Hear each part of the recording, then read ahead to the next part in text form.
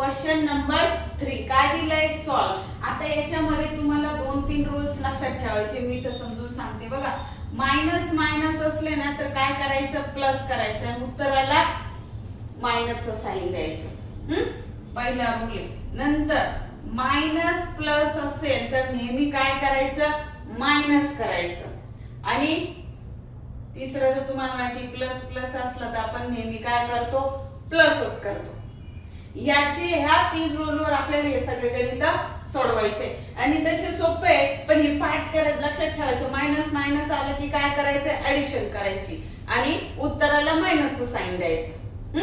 नंतर minus plus असलं का नेहमी मायनस होतं आणि प्लस प्लसचं तर प्लसच होतं। याच्यावर बघा आता इथं काय दिलंय, पहिलं दिले 4 + 7 = किती, 11। क्वेश्चन नंबर 3 सॉल्व दिले, त्यातले थोडीशी डिफिकल्टी वाढवली, पण इथं मी लिहून ठेवलंय पाठ करायचंय। Minus plus = minus, plus plus minus minus plus आणि प्लस प्लस प्लस। हे 3 रूल्स तुम्ही काय इम्पॉर्टंट आहे, हे पाठ केलं की तुम्हाला सगळे गणित सोडवते ते। आता बघा पहिल्या गणितात दिलंय 78 - -45। काय शिकवलंय मी, मायनस मायनस प्लस झालं। फक्त पहिल्या संख्येचं कधी चिन्ह काय करायचं नाही, चेंज करायचं नाही। बाकी हे ज्या रूल्स नुसार येतात ना यांना चेंज करायचं। मग मायनस मायनस प्लस, दोघांची काय झाली, मग ऑलरेडी काय प्लस आहे, मग काय झाले दोघ जण प्लस, मग 123 पहिल्याचं आन्सर।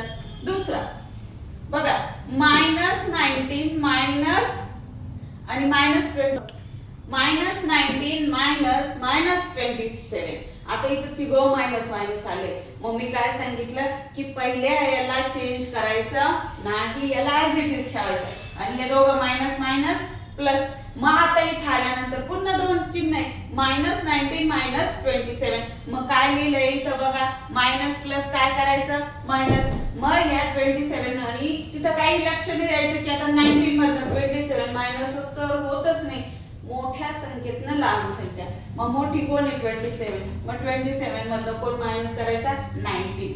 आणि उत्तराला चिन्ह कशाचं, प्लसचं का, 27 बिगर डिजिट आहे म्हणून लक्षात घ्या, म्हणजे तुम्हाला येऊन जाईल सोपं। 3 नंबरचं एक्झाम्पल आहे 148 - -37। हे तर सोपं आहे, आता तुमच्या लक्षात आलंय मायनस मायनस काय करायचं, नेहमी प्लस करायचं। पहिल्या स्टेपला चिन्ह बघायचे आणि त्याची चेंजेस करायचे आणि थर्ड स्टेपला कॅल्क्युलेशन करायचं। मग मायनस मायनस प्लस लिहून घेतलं आणि आता हा तर ऑलरेडी प्लस आहे, मग दोघांची ऍडिशन किती आली, 185 बस।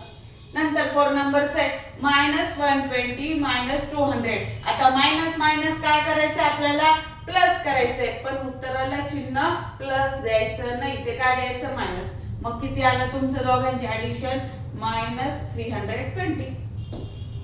5 नंबरचं एक्झाम्पल आहे 5 नंबरचं -57 याला मायनस आहे ना, याला बदलायचं नाही, याला ऍज इट इज घ्या आणि हे दोघं मायनस मायनस आहे, काय झाले, प्लस। मग मायनस प्लस पुन्हा सेकंड स्टेपला काय, मायनस प्लस काय करतो आपण, मायनस करतो।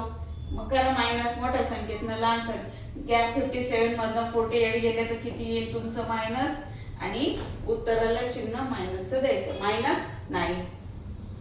शेवटचं एक्झाम्पल आहे पुन्हा -15 मायनस आणि -24।